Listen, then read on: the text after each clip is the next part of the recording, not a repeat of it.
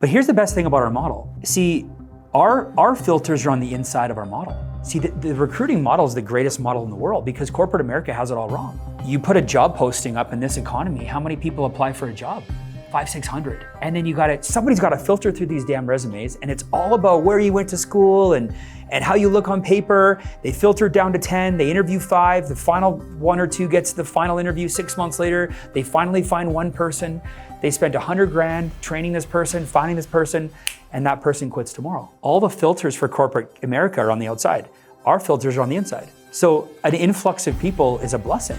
So you attract 5-6 people to your team. The first thing that you have to realize is not everybody requires the same amount of time from you at any given time. So you have to be an assessor. So you're assessing the situation. Everybody says they're ready to go, but within the first 2 weeks, you start to get an idea of who's really ready to go.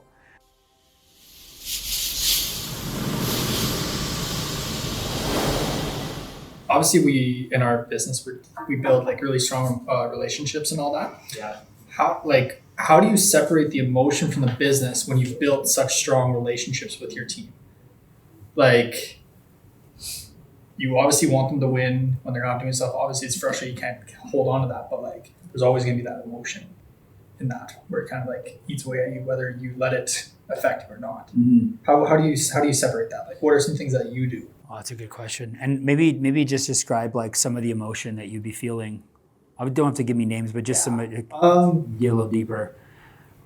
If they're not that you know they can win, they have everything they can they have the skills, they have the connections, they show up to train, they're doing everything except getting, and they maybe they're just being a little bit more emotional, or they let something affect them. Mm-hmm. That you're like, why the hell is this affecting you? Mm-hmm. Like, there's no reason why this should be affecting you. Right. And then you kind of take that on yourself. Yeah. And you want to just be like, why are you stupid? Yeah. In a sense, but obviously you're not going to say that. Yeah. I've heard everyone's felt that way before. Yeah. I literally had this question. I literally asked this question, I don't know how many years ago. Like, I think it's like 15 years ago I asked this question. I remember I had a small team at the time, 8-9 licenses, and I was like so involved with everybody's emotions. I was like right in there. And I remember talking to my leader about this, and I was like, how the hell do you do it? Because what happens is that when we're in that zone, we have a small team, we can never see ourselves building a big team. Have you guys ever thought, man, I don't know how Steve does it? Do you know how many people have told me, I don't think I could ever do what you did. I can never see myself doing what you've done. And my question is like, okay, like, why? Well, I have 3 people on my team, and I can't handle any of them. I'm a disaster. So what my leader told me, and you've heard me say this before, is like, Chris, you really have to learn to separate the emotion from the situation. You are going to lead people that tell you all sorts of things. And I know the kinds of people you're describing, right? These are good people on your team. They show up, they have kids, you like know their parents, some of them. You want them to win so bad. All you really need to make sure you provide them first is clear instruction. You have to clearly tell them what they need to do. So that's something to reflect on. Most of our teammates struggle with, what do I do next? Like, what specifically do I do? But if you're instructing them and they know exactly what they need to do and they're not doing it, Chris, the second that conversation is over, you can't hang on to any of that. It's not your responsibility. It's not your responsibility if they fail. It's not. You got to show up for them. You have to be the example. You got to get them to training. You have to clearly instruct them. After that, it's up to them. People are going to tell you all sorts of things. They're going to be like, man, I really want to win. They're going to say things like, I need to get this going. Cindy, I need to get this going. Why? I have to retire my spouse. Steve, this is my last shot. This is my last shot. Sometimes they're emotional and they're crying and they're there. And I used to get so involved with like how bad they needed to get this going. And I would attach my emotions to like looking at them from 30,000 feet going, wow, this girl really needs to get it going. But she never did. and I was a disaster, and I was living in a nightmare. And then one day, it literally changed overnight. And this is from clear instruction. This is from my mentor. I woke up one day, and I never attached my emotions again to what anybody told me. I would only attach my emotions to what people did. People tell you a lot of stuff. I am not responsible for everybody's failure, just like I'm not responsible for everybody's success. Like when you go win big, yeah, it'll feel good that you and I've had some good talks, for sure. I will never take credit for any of your guys' success. Never. I'll also never take credit for your failure. That's on them. You have to be willing. So like, first of all, some people take time.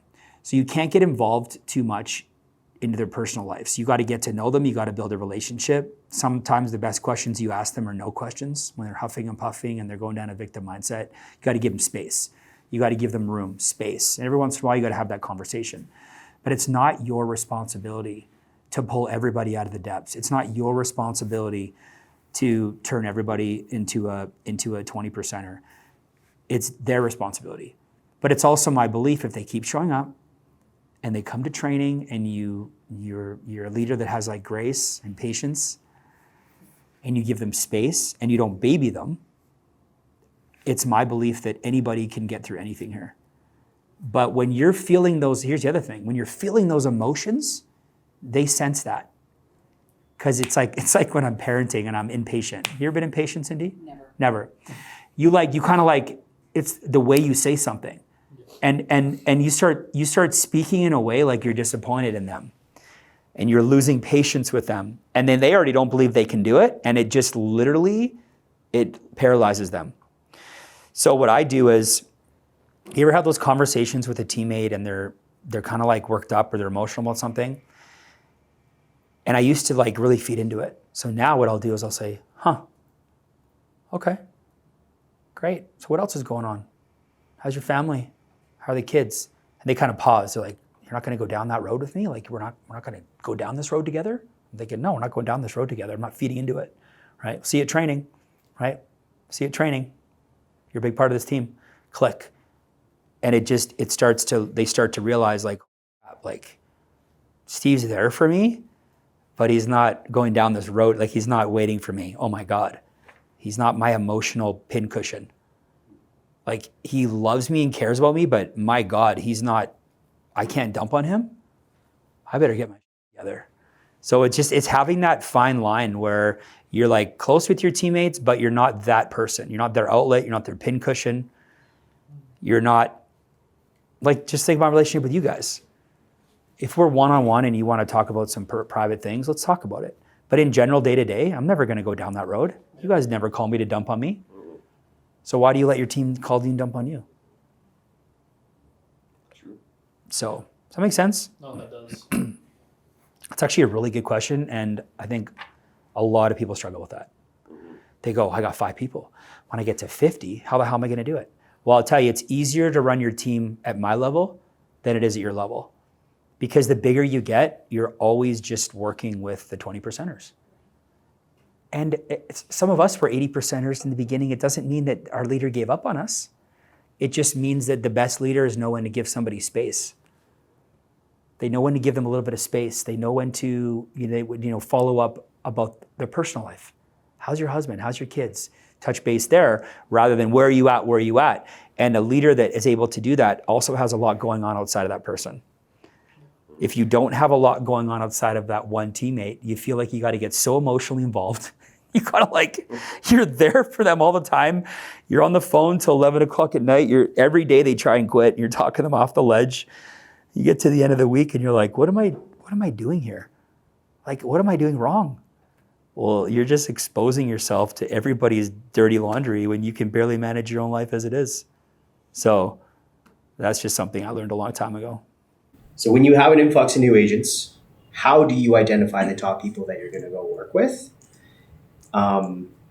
Instead of spending all 20 hours a day trying to work with everybody. And then when you don't have an influx of people. So let's say one or two new people that you're working with. How do you determine how much time you're going to allocate to working with those individuals? Mm-hmm. And I guess it's easier if you have, say, 2 new people to say, I'm going to spend all my time with you, right? But I don't think, correct me if I'm wrong, I don't know if that would be the best course of action to take. No, it's never a good idea to spend all your time with anybody. It's like that bad boy in high school that all the girls chased, right? You gotta seem busy, you gotta be busy, and you have to be on the move. Your team will not chase you. They will not come to you until they think that you got some stuff going on. They won't.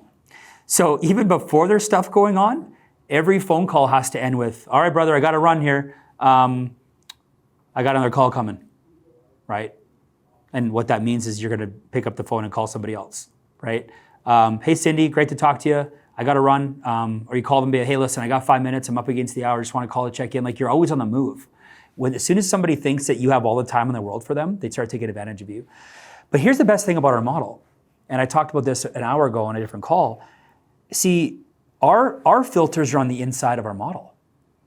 See, the recruiting model is the greatest model in the world because corporate America has it all wrong. You put a job posting up in this economy, how many people apply for a job? 500-600. And then somebody's got to filter through these damn resumes, and it's all about where you went to school and how you look on paper. They filter it down to 10, they interview 5, the final 1 or 2 gets the final interview 6 months later. They finally find one person. They spent $100,000 training this person, finding this person, and that person quits tomorrow. All the filters for corporate America are on the outside. Our filters are on the inside. So an influx of people is a blessing. So you attract 5-6 people to your team. The first thing that you have to realize is not everybody requires the same amount of time from you at any given time. So you have to be an assessor. So you're assessing the situation.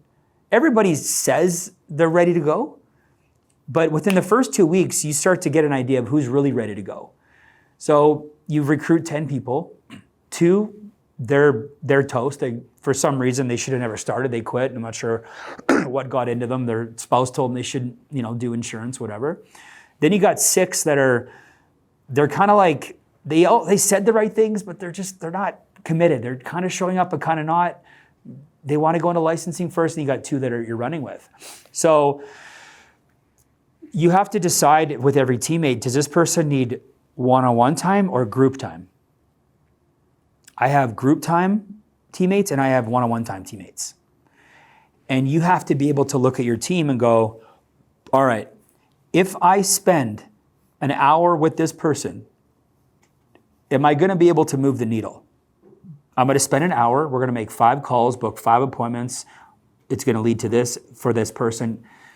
Or am I going to get on a call for an hour and nothing's going to happen? I'm reconvinced this person this is for them.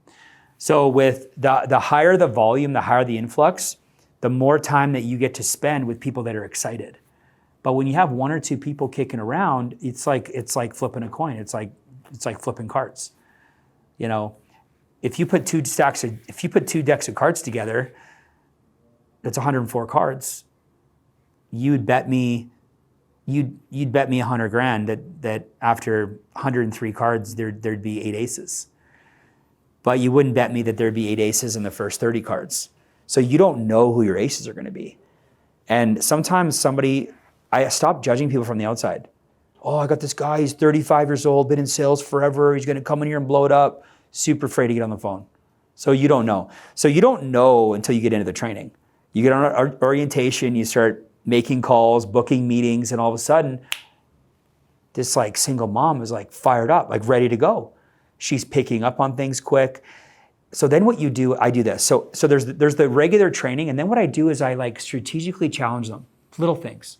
Just little things. I would like, hey Cindy, I want you to hop on the call tonight 5 minutes early. Wednesday night training. I want you to be on 5 minutes early and dress sharp. I'll leave it at that. And then we get on the call and she's 3 minutes late and her camera's off. Okay. Doesn't mean I gave up on her. It just means that, okay, good to know. I told the same thing to Bob. Bob's 10 minutes early in a 3-piece suit. I'm like, okay. We're starting, the fork is starting to go. So what I'm doing in the first 2, 3, 4 weeks, I'm looking to see if they're following instruction. Everybody wants to be a leader, but who wants to be a follower? Who are the best followers? Who are the best, at following instructions? And then you get them into licensing. And some, God willing, it takes them 5, 6 months to pass the test. Well, that's a whole different set of, now it doesn't mean you give up on them, but it just means that they're not going to require the same level. You can only do so much with somebody who's not licensed. Someone over here gets their license in 4 days. Well, it just so happens that because they came into this business ready to go, or intellectually around licensing, you can do more with them up front. When that person finally gets licensed after 6 months, they're going to require more one-on-one time from you. So everybody on your team requires a certain set of group time, one-on-one time. You can get 3 people on a call that aren't really that committed and do something with all 3. And then your studs, your cream, you do one-on-one calls with them. 1 hour call. You pour into them. So you got to look at your week and go, it's even like I'm doing some retesting for CFTs, and I'm testing 2 CFTs at the same time because my time is valuable. I'm getting 2 on a call. They're both going to be doing it in front of each other, which creates some competition.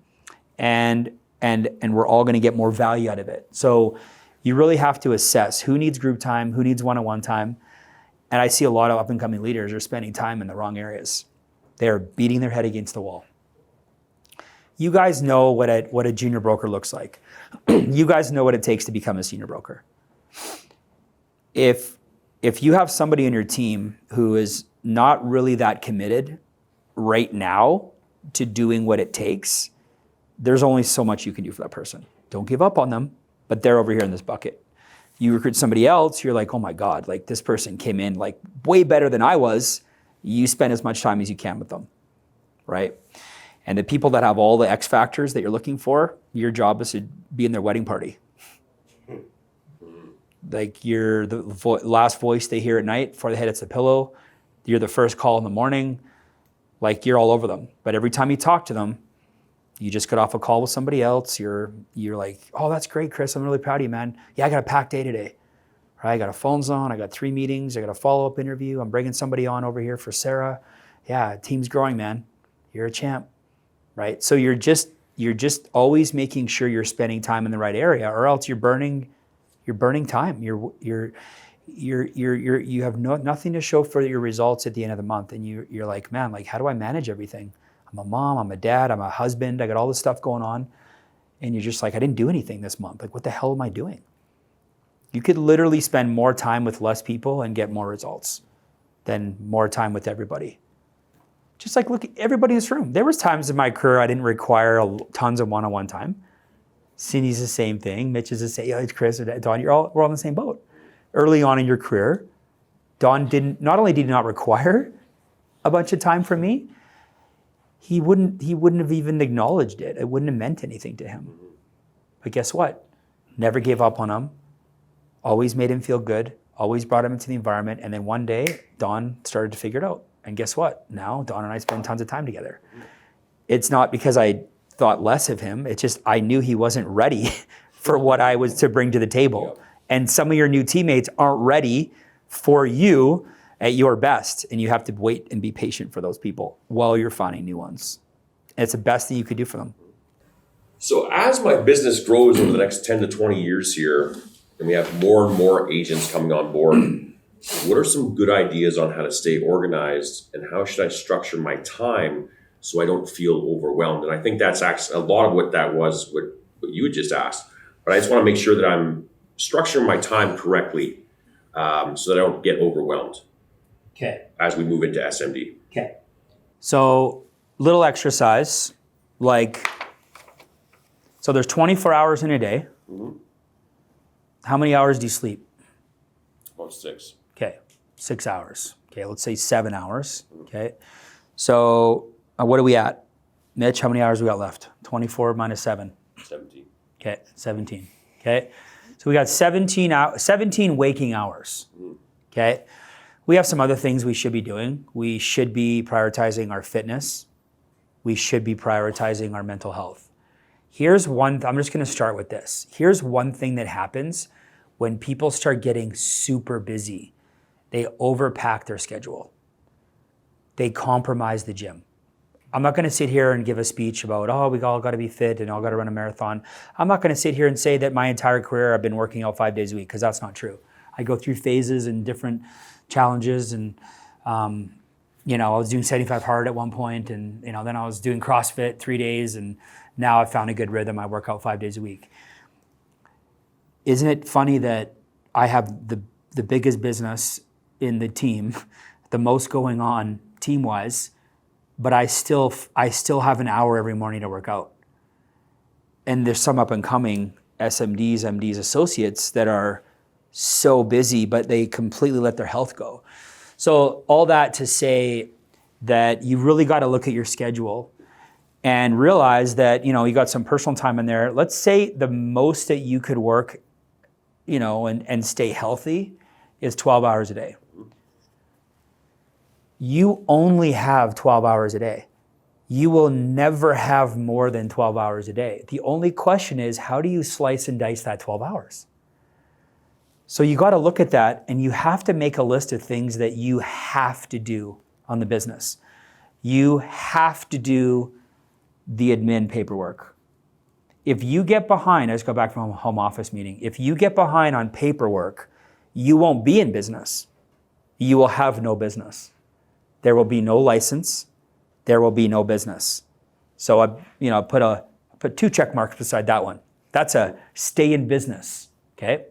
Right? And then there's things like making phone calls every day, right? Booking new appointments, building client plans, communicating with the team, checking in with leadership. So there's a bunch of things, 5, 6, 7, 10 things that are really important. Some of them you'll do every second day, some every day. And then the magic word comes along called delegate.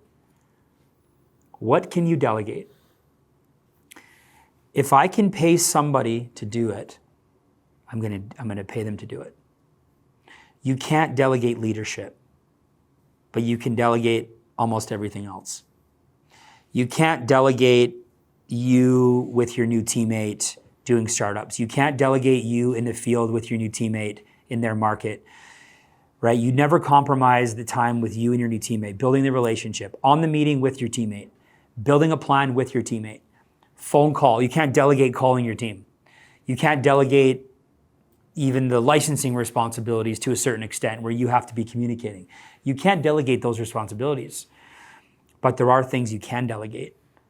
You can delegate the admin side. You can delegate the paperwork side. You can delegate checking the emails. So I was an MD when I decided that I was going to everything that I could delegate, I was going to start to delegate. You really, it's funny, Don, because everybody comes here and says they want to build a business, but they run it like they're self-employed. Mm-hmm. What do businesses have? They have an operations team. You guys got to start thinking about having an operations team. And maybe that person is your spouse part-time to start, but they're in your operations team. You have to build out your operations. Every successful business has an operations department, right? Usually run by the COO, Chief Operating Officer, right? There's an operations department to your business. And when I was an MD, I had somebody working 25 hours a week. When I got to SMD, I had somebody 40 hours a week, right? And I've talked at length about this to other up-and-coming leaders. When I was making $150 grand a year, I think I was spending 40 to 50 grand a year on staff. It's you spend money to make money. Well, Steve, I'm only making like $4 grand a month. Well, then make more money. But there are people I can't afford an administrator. Well, you don't understand what an administrator does then. If you make $4 grand and you spend $800 on an administrator, that $800 should help you make $8 grand the next month. Mm-hmm. Every time I hire another staff, every time I up the hours of one of my administrators, my income goes up. Like if the goal is to hire an administrator to sit back and work less, you're not a business owner. You're thinking about it all wrong. So the people that say, I can't afford to have an assistant, they said that at 30 grand a year. They're saying it at 50. They're saying it at 100. They're saying it at 150. And the reality is that they're never really going to have a full-time administrator because they don't understand delegation. Delegation is you paid someone $20 an hour to do 5 hours a day so that you can work on things that pay you $1,000 an hour. I pay somebody to mow my lawn because while they're mowing my lawn on a Saturday, I'm hanging out with my kids. I cannot delegate parenting. I cannot delegate being a husband. It'd be awkward. Hey, hon, the neighbor guy's coming over again. Tonight's the night. That'd be weird. Maybe in some provinces that shall be unnamed. But the truth is, you can't delegate being a dad. You can't delegate being a husband. You can't delegate being a leader. You can't delegate communication. But shit, you can delegate almost everything else. I spend time with my son. People are like, what? You're an assistant coach of his hockey team? How the hell do you do that? You got one of the biggest agencies in the industry. I didn't know you guys, some of you probably don't even know that I coach his hockey. It's funny. Some people think all I do is work and some people think all I do is play. I'm like, perfect. I got everybody right where I want them. But I coach my son's hockey. I don't go Wednesday nights, but I don't go Wednesday night or Saturday morning, but I do the other 4 or 5 times a week at all the tournaments. Why? Because I pay someone to shovel my walk. Because I pay an assistant to do my paperwork. Because I pay another assistant to do my supervision. Because I pay another assistant to do all my events. And I had the same formula at MD. It was just at a smaller scale. You delegate now, and as you get bigger, the delegation increases. I think some people are so scared that if they delegate all the admin stuff, they'd have nothing to do all day. They're like, what would I do? That's the point. You should sit there for a couple days, twiddling your thumbs, going, you know what, maybe it's time now to make calls. Maybe I actually should get this thing going, right? But don't they want to spend 3 hours a day doing paperwork because it makes them feel busy. Because feeling busy avoids the actual behavior of growing their business. I focus everything on growth, and then I delegate everything else. So that's what you're going to do. You're going to do the most important things you have to do every day, and you're going to delegate everything else. And you can't afford not to invest in the right people. And then what I recommend is putting the right people in a position to win. You'll have somebody part-time that's really good at paperwork. You have somebody part-time that's really good at being a base shop coordinator. Andy and Ed always talk about you should always have ideally 2 people in a part-time role, because what it does is it early on, and again, I don't do that with my staff. I have my staff full-time. So I'm definitely not pinning my staff against each other. But what you do early on is you get a couple of people part-time and they're competing against each other.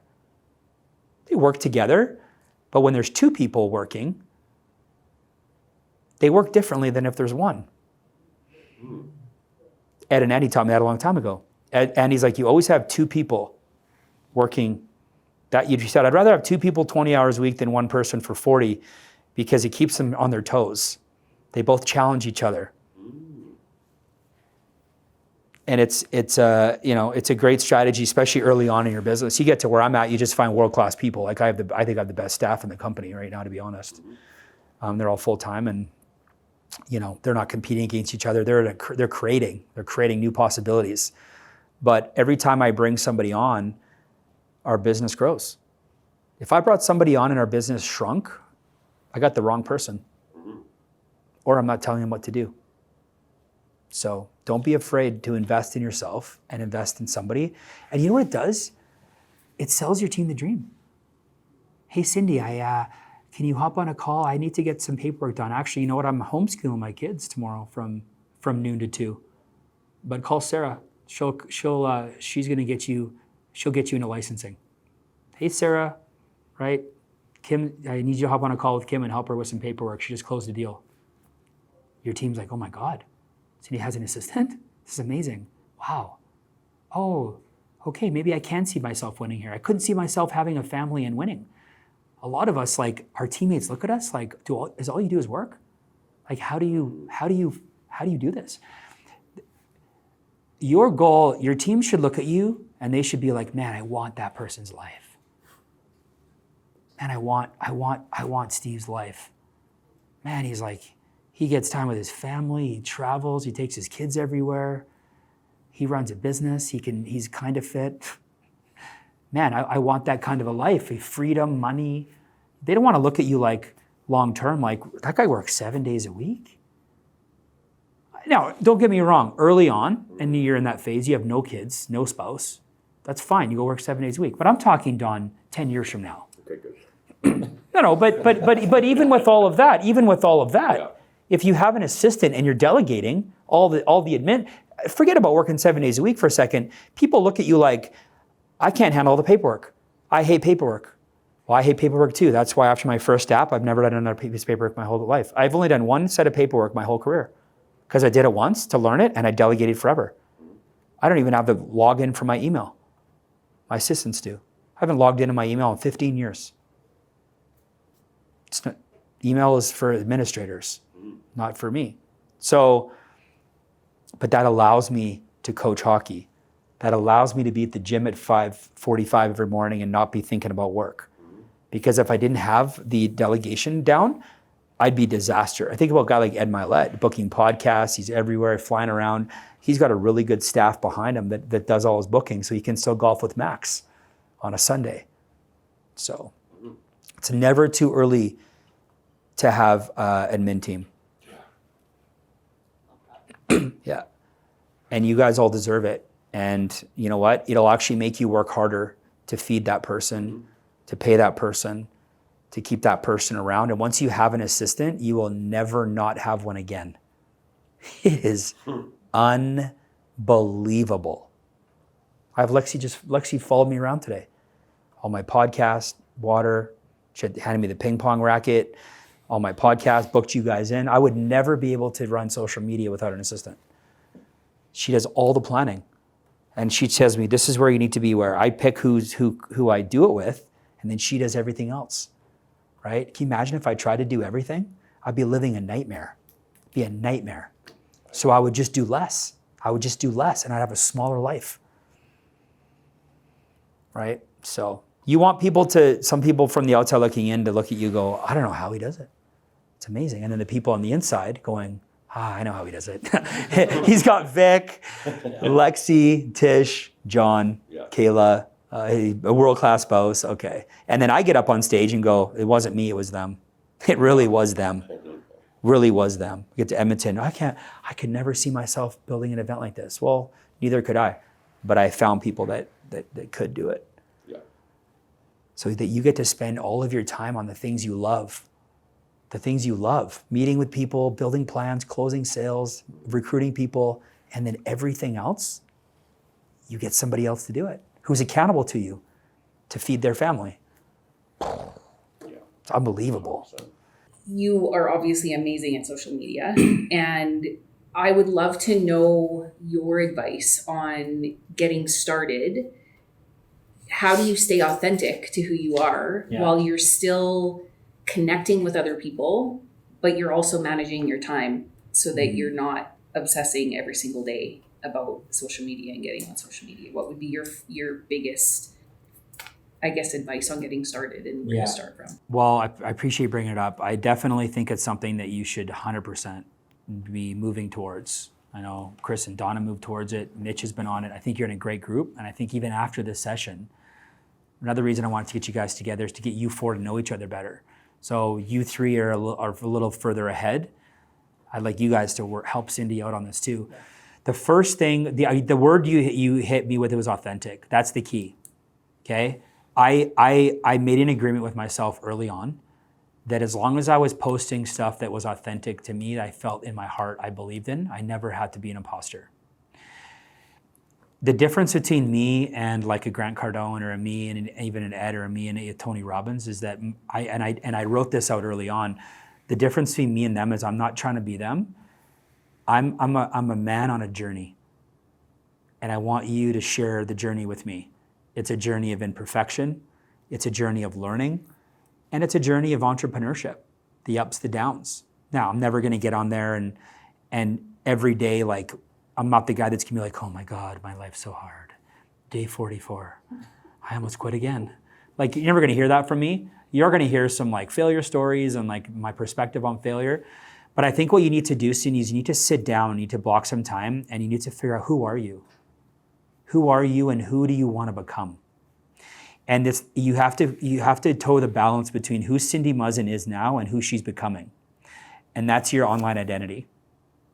So if this is who you are, this is for all of you. If this is who you are and this is who you want to become, right down the middle is what you should be focused on. Right between the two. You're always moving a little bit towards who you want to be. So you write things down, like what are your core values? What are your content pillars? Right? Who are you?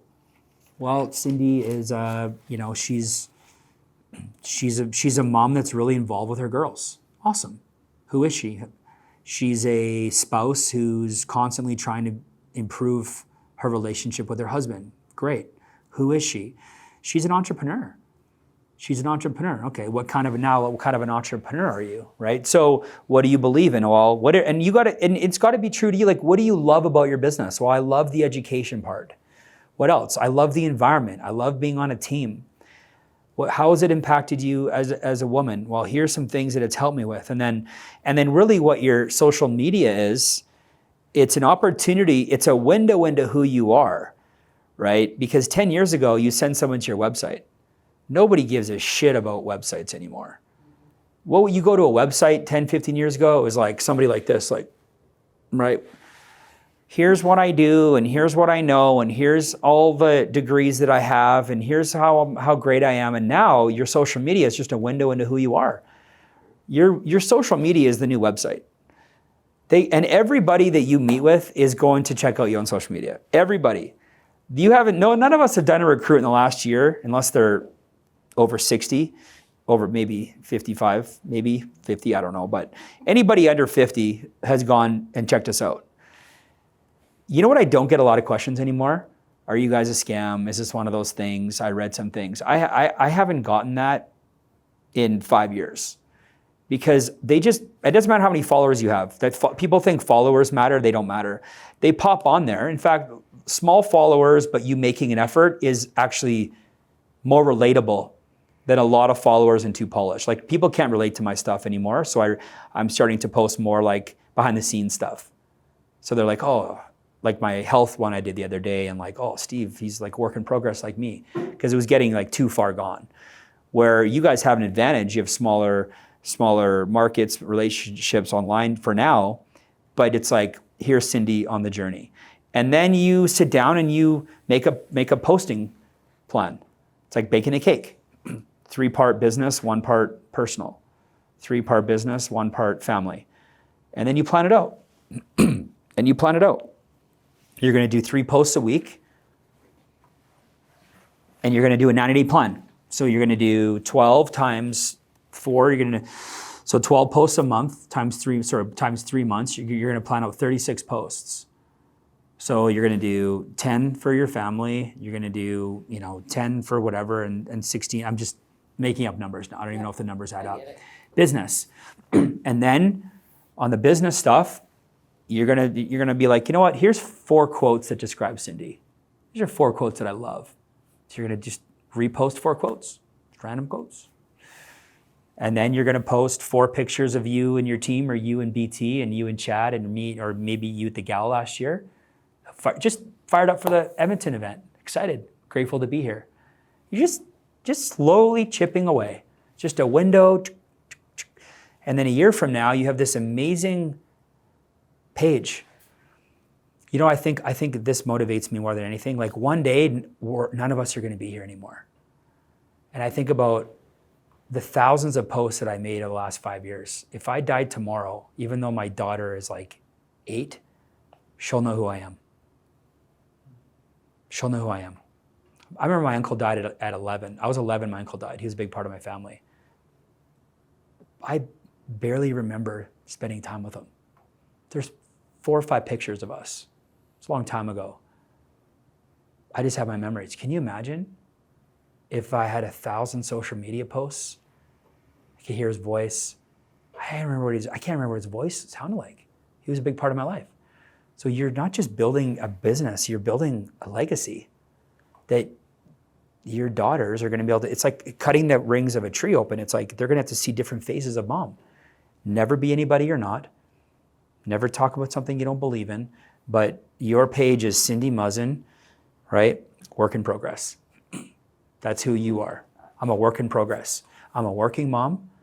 I'm better today than I was last year, right? I still think I suck some days. Like relatable things, right? But my God, I'm in the best team, the best company. I love what I do. And you know what? I'm fired up about my life. And people look at that and they go, when's the last time I've been fired up about my life, right? I can relate to a lot of things that Cindy talks about. And you're not so much doing it for any one person, you're doing it for you. You're posting for you, you're posting for your beliefs. You're not, right before you hit the send button, you're not worried about who's gonna like it. You're never worried about who's gonna share it. Here's one thing I did early on, and I swear to God to this day, I never check who looks at my stories, and I never check who likes my posts. Never. I don't play that game. It doesn't matter. It doesn't matter. I look at posts all the time that I don't like, but I like them. I just don't hit the like button. I see some posts that I don't share, but I love them anyway. It doesn't mean anything. You're building your brand. You're getting online. It's a place for you, for your team to go to. Be like, hey, let me tell you about the person we're meeting with tomorrow. They're going to send your page, right? Here's our leader, Cindy. Here's our SMD, Cindy and Matt. Send the page. Oh, wow. Oh, cool. She got girls? We have girls. Yeah. She got, oh my God, we have stuff in common. I can't wait to meet with her. Like, it's amazing. It's just awesome, right? So that's social media. And done is better than perfect. So it's not up for debate. It's mandatory in my books that it has to be there. Start getting strategic with it. Be authentic. Post and don't worry, don't look back. Who cares who likes it? You have nobody like it. Doesn't mean nobody liked it. Just post. And it'll actually change your identity. You'll get really good on camera. Your confidence will go way up. My give a shit meter is at all-time low. I don't give a shit about anything online anymore. Where my first post, and someone called me a loser, I talked about earlier, someone's like, thanks, loser. Like unnamed face, no one knows who they were. I thought about it for a month. I didn't think I'd make a second post. I was trying to figure out who this person was. I was like conspiracy theorying, like, is it someone on my team? Is it like one of my SMDs? Is it somebody? I was in my head for a month. But now, I don't care. I actually don't care. It's unbelievable. Oh, it feels so great. You will overcome all of your addiction to other people by getting on social media. It will cleanse you from all of that feeling.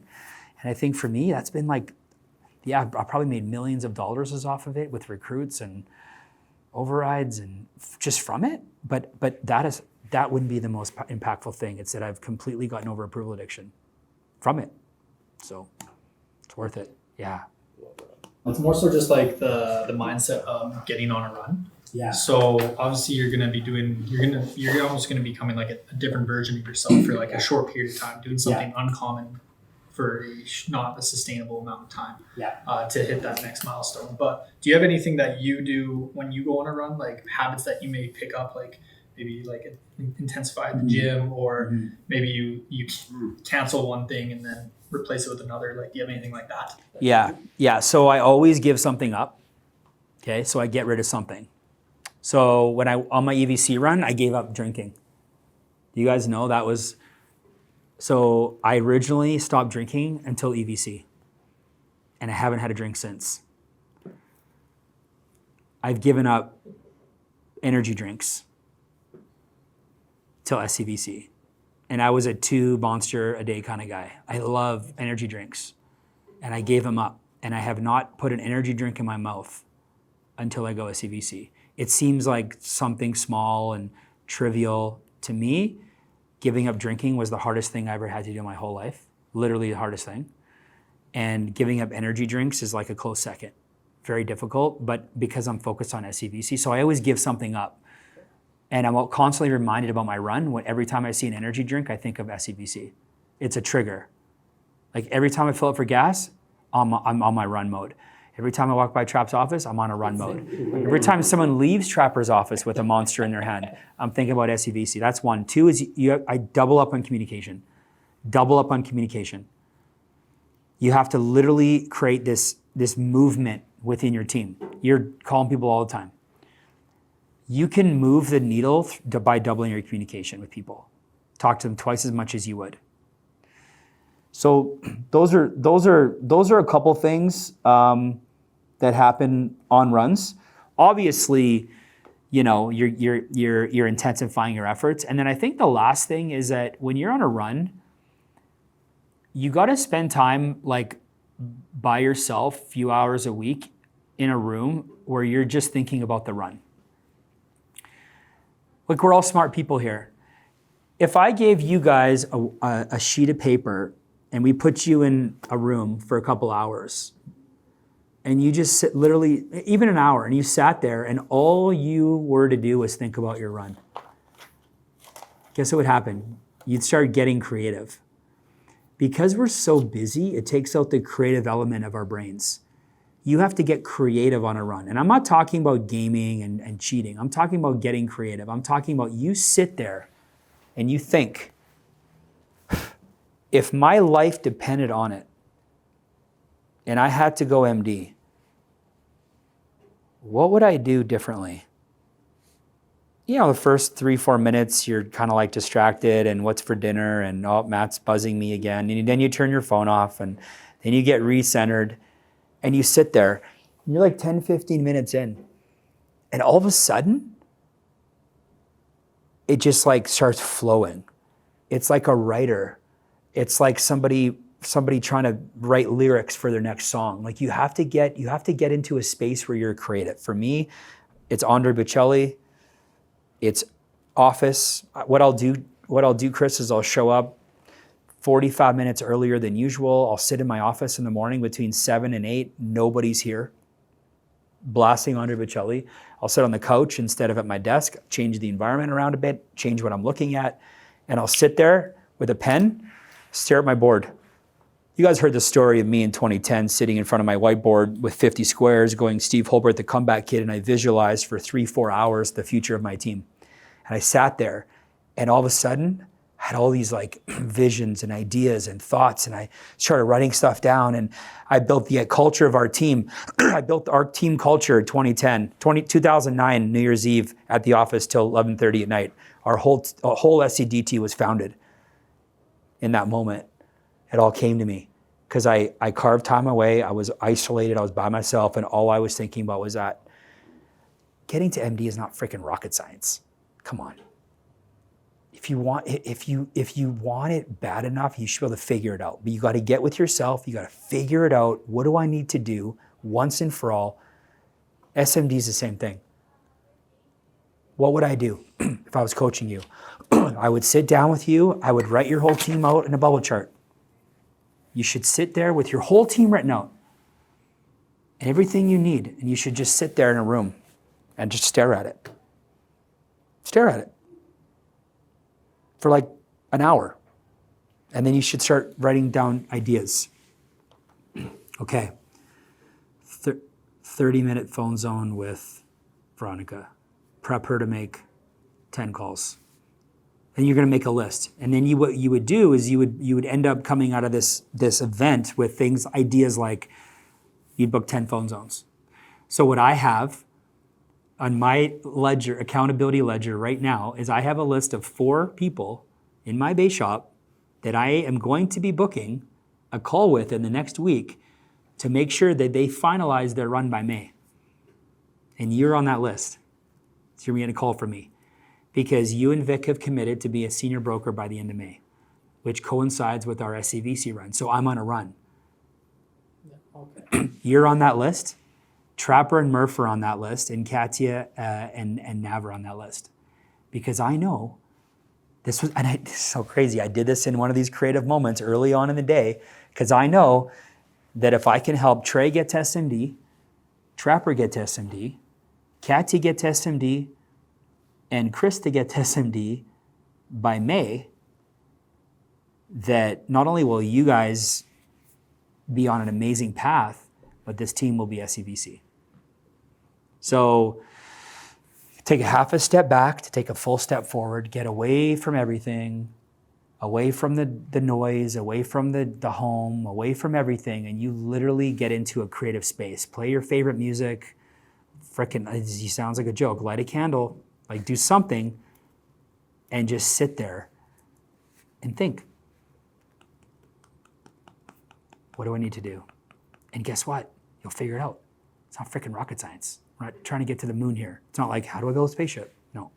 It's like, what do I need to do? You guys have been exposed to thousands of hours of training, thousands of hours of mentorship, thousands upon thousands. And all of a sudden you're like, oh shit, okay. You write all these ideas down. What do I need to do? What do I need from Chad? What do I need from Steve? What should my hours of operation look like? Okay, I gotta have a meeting with Matt. I gotta talk to Vic about my hours. Okay, I gotta book 6 phone zones. Okay, so if I'm 40,000 points short, Steve says that's about 40 appointments. So I need to track 40 appointments. So, I need a thermometer for 40 appointments. Okay, Steve says you always start the run a month or 2 early. So if you're going by May, you're already on your run. So the way I told Chris this, he launched his run. His run started. It's February, March, April, but let's get it done by March so that it's done by May. But all these things come to you when everybody spends so much time in their business. So they block off their 4 hours, or 8 hours, 12 hours, and they're just like doing the business. They're doing admin, they're doing the calls, they're doing the meetings, they're just like in it. But the pros, they spend time on it. And remember Nabi talking about that? He said the day that I told him to spend time on his business, not just in his business, it changed everything for him. You guys have to spend time on your business. 2-3 hours a week on your business. Guess what? When I'm spending time on my business, I'm not sitting beside my wife. I'm not cuddling with my dog. I'm not bouncing Anna on my knee. I'm literally spending time on my business by myself. Now, do I have meetings with my wife every week about, health and wealth? Yeah. But it's me, my whiteboard, my paper. It's funny. She doesn't know this yet, but I'm going to talk to Vic later. And I said, Vic, I'm going to tell her I need an hour with you on how to take this base shop to the next level. So now I'm bringing in my coordinator into my think tank because we got to take this base shop to the next level. So I want ideas from her and me together. We'll change the environment. Maybe we'll grab a coffee. Maybe we'll go to a different room. And we'll sit there, the team, and go, how do we take this to the next level? So that's what I do. I'm not just in it all the time. I'm on it. That's why my preparation is high, because I'm always like thinking I'm thinking the game. Everybody thinks they got to work harder. You just got to work harder. You just got to put in more work. But eventually you max out. Eventually you can't work harder. Eventually you can't put in more time. So what's the difference? How come this person's smoking my ass when they're only working an hour or 2 more than me? Because they're making preparations. They're delegating. They're thinking the game different. The 8 hours that they're putting in a day, it looks very different than your 8 hours a day. They're doing 6 hours in the business and 1 hour on the business. You're just grinding. You're just 70 hours a week, head down, ass up, right? That doesn't work, okay? So you got to go hard. You got to go hard at the right things. But you also got to be spending time on top of it, right? And then enjoying it, going for dinners, right? Doing a weekend away, right? Have a huge 3 months and then take the kids to Kananaskis. Spend some money. Let some of that money go. Like go spend $1,000 that you don't have right now after a good 3 months. Yeah, do it properly and be responsible, but go and have some fun. If you like this training, make sure to watch this next one because I know you're going to love it.